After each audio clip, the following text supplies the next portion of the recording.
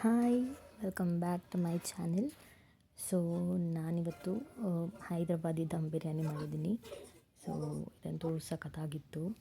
ಇದನ್ನು ಹೇಗೆ ಮಾಡೋದು ಅಂತ ನೋಡ್ಕೊಂಬರೋಣ.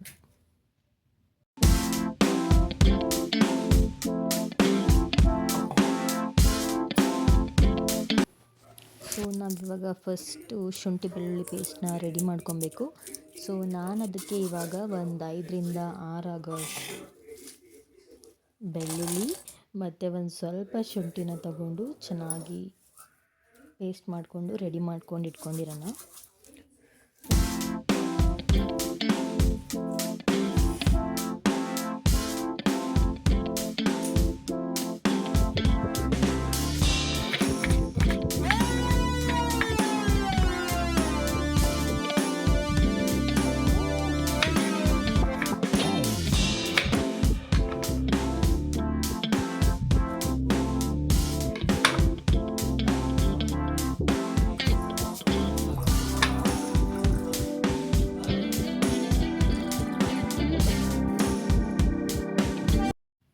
ಸೊ ಇಲ್ಲಿ ನಾನು ಒಂದು 1/2 kg ಚಿಕನ್ ತೊಗೊಂಡಿದ್ದೀನಿ.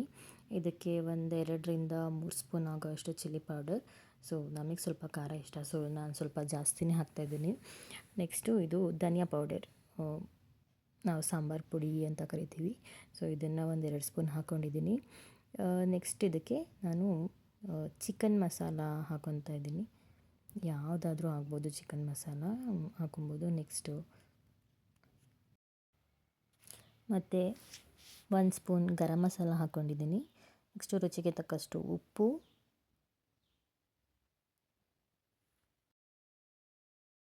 ನೆಕ್ಸ್ಟು ಇಲ್ಲಿ ಒಂದು 5ರಿಂದ 6 ಟೇಬಲ್ ಸ್ಪೂನ್ ಆಗೋಷ್ಟು ನಾನು ಕರ್ಡ್ನ ಹಾಕ್ಕೊಂಡು ರುಬ್ಬಿಟ್ಕೊಂಡಿರೋಂಥ ಶುಂಠಿ ಬೆಳ್ಳುಳ್ಳಿ ಪೇಸ್ಟ್ 1-2 ಸ್ಪೂನ್ ಸೊ ಹಾಕ್ಕೊಂಡಿದ್ದೀನಿ. ನೆಕ್ಸ್ಟು ನಾನಿಲ್ಲಿ ಒಂದು ಇಡೀ ಆಗೋಷ್ಟು ಪುದೀನ, ನೆಕ್ಸ್ಟು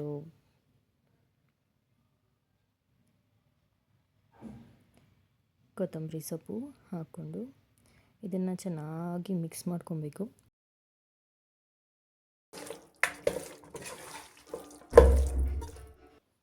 ನಾನಿಲ್ಲಿ ಅರಿಶಿನ ಪುಡಿ ಹಾಕೋದು ಮರ್ತೋಗ್ಬಿಟ್ಟಿದ್ದೆ. ಸೊ ಒಂದು 1/2 ಸ್ಪೂನ್ ಅರಿಶಿನ ಹಾಕ್ಕೊಬೇಕು. ನೆಕ್ಸ್ಟ್ ಒಂದು 5-6 ಹಸಿಮೆಣಸಿನ್ಕಾಯಿ ಮತ್ತು ಒಂದು 1/2 ಲೆಮನ್ನ ಚೆನ್ನಾಗಿ ಹಿಂಡ್ಕೊಬೇಕು. ಇದಾದಮೇಲೆ ಮತ್ತೆ ಮಿಕ್ಸ್ ಮಾಡಿ ನಾವು ಒಂದು 5 ಮಿನಿಟ್ಸ್ ಮತ್ತು ಮ್ಯಾರಿನೇಟ್ ಮಾಡೋಕ್ಕಿಡಬೇಕು.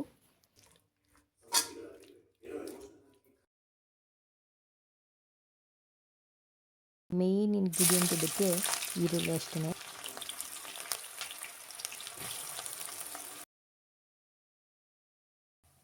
ಸೊ ನಾನಿಲ್ಲಿ ಒಂದು 5ರಿಂದ 6 ಆನಿಯನ್ನ ಯೂಸ್ ಮಾಡ್ಕೊಂಡಿದ್ದೀನಿ. ಸೊ ಈ ಥರ ಗೋಲ್ಡನ್ ಬ್ರೌನ್ ಆಗೋ ತನಕ ಚೆನ್ನಾಗಿ ನಾವು ಫ್ರೈ ಮಾಡ್ಕೊಬೇಕು.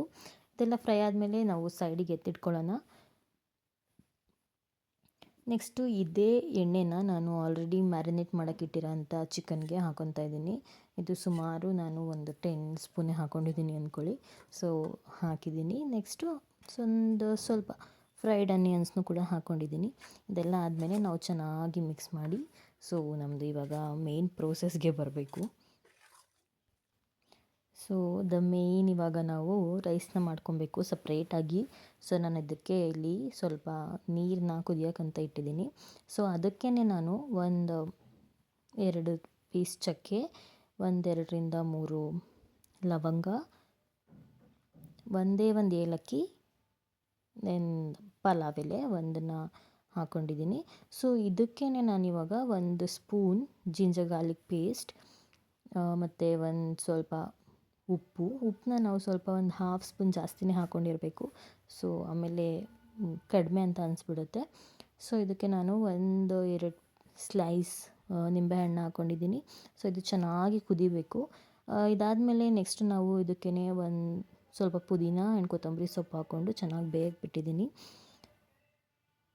ನೆಕ್ಸ್ಟು ನಾನು ಇದು ಕುದಿಯೋಕ್ಕೆ ಸ್ಟಾರ್ಟ್ ಮಾಡಾದಮೇಲೆ ನಾನು ಆಲ್ರೆಡಿ ತೊಳೆದಿಟ್ಕೊಂಡಿರೋಂಥ ಅಕ್ಕಿನ ಹಾಕಿದ್ದೀನಿ. ನೆಕ್ಸ್ಟ್ ಇದಕ್ಕೆ ನಾನು ಹಸಿಮೆಣಸಿನ್ಕಾಯಿ ಕೂಡ ಆ್ಯಡ್ ಮಾಡಿದ್ದೀನಿ.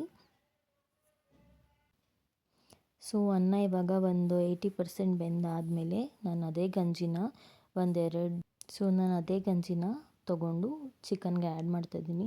ಸೊ ನಾವು ಈ ಚಿಕನ್ಗೆ ನೀರೇನು ಆ್ಯಡ್ ಮಾಡಲ್ಲ ಲಾಸ್ಟ್ಗೆ. ಸೊ ಅದಕ್ಕೆ ನಾನು ಇದೇ ಅನ್ನ ಮಾಡಿರೋ ಗಂಜಿನ ತೊಗೊಂಡು ಈ ಚಿಕನ್ಗೆ ಆ್ಯಡ್ ಮಾಡ್ತಾಯಿದ್ದೀನಿ. ಸೊ ಇದು ಫ್ಲೇವರ್ನ ಸ್ವಲ್ಪ ಜಾಸ್ತಿನೇ ಮಾಡುತ್ತೆ. ಸೊ ಇದೆಲ್ಲ ಆದಮೇಲೆ ನಾನು ಅನ್ನನ ಚೆನ್ನಾಗಿ ನೀರೆಲ್ಲ ತೆಗೆದು ಎತ್ತಿಟ್ಕೊಂಡಿದ್ದೀನಿ. ಸೊ ಇವಾಗ ನಮ್ಮದು ಮೇಯ್ನ್ ಏನು ಪಾಯಿಂಟಿಗೆ ಬರೋಣ.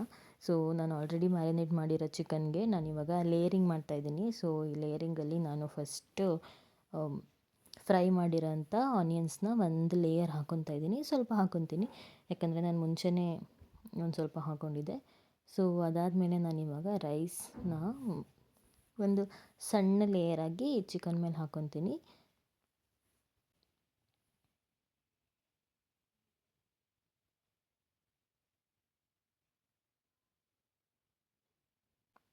ಸೊ ರೈಸ್ ಆದಮೇಲೆ ಪುದೀನ ಸೊಪ್ಪು ಮತ್ತು ಕೊತ್ತಂಬರಿ ಸೊಪ್ಪು ಹಾಕ್ಕೊತೀನಿ. ಅಗೇನ್ ಮತ್ತು ಆನಿಯನ್, ರೈಸ್, ಇದೇ ಥರ ಒಂದು 2ರಿಂದ 3 ಲೇಯರ್ ನಾವು ಮಾಡಬೇಕಾಗುತ್ತೆ. ಸ್ವಲ್ಪ ರೈಸ್ ಜಾಸ್ತಿ ಇದ್ದರೆ ಒಂದು 3 ಲೇಯರ್ಸ್ ಆಗುತ್ತೆ. ರೈಸ್ ಸ್ವಲ್ಪ ಕಡಿಮೆ ಇದ್ದರೆ 1ರಿಂದ 2 ಲೇಯರ್ಗೆ ನಮಗೆ ಕಂಪ್ಲೀಟಾಗಿ ಹೋಗ್ಬಿಡುತ್ತೆ.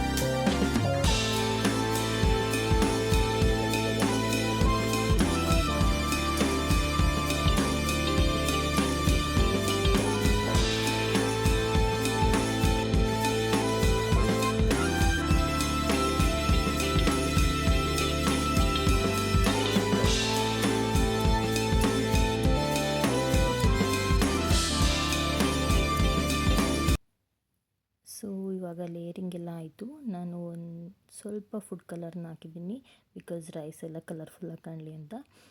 ಎಲ್ಲ ಲೇಯರಿಂಗ್ ಆದಮೇಲೆ ನಾನಿಲ್ಲಿ 1 ಸ್ಪೂನ್ ಗೀನ ಹಾಕ್ತಾಯಿದ್ದೀನಿ. ಎಲ್ಲ ಆದಮೇಲೆ ನಾವು ಇದನ್ನು ಪ್ಲೇಟ್ನ ಕ್ಲೋಸ್ ಮಾಡಿ ಒಂದು 5 ಮಿನಿಟ್ಸ್ ಹೈ ಫ್ಲೇಮಲ್ಲಿ ನಾವು ಇದನ್ನು ಚೆನ್ನಾಗಿ ಬೇಯಿಸ್ಕೊಬೇಕು.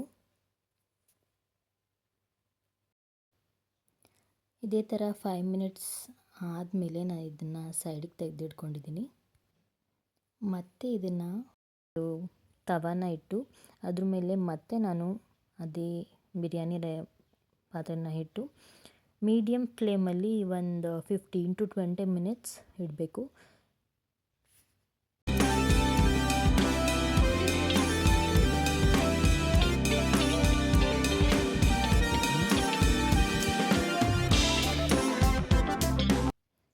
ಸೊ ಇವಾಗ ಬಿರಿಯಾನಿ ರೆಡಿಯಾಗಿದೆ.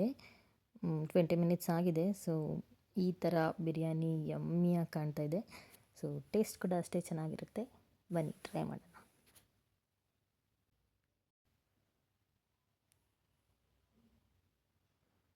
ಸೊ ಬಿರಿಯಾನಿ ಅಂತೂ ಸಖತ್ತಾಗಿದೆ, ಒಳ್ಳೆ ಘಮ ಘಮ ಅಂತಿದೆ.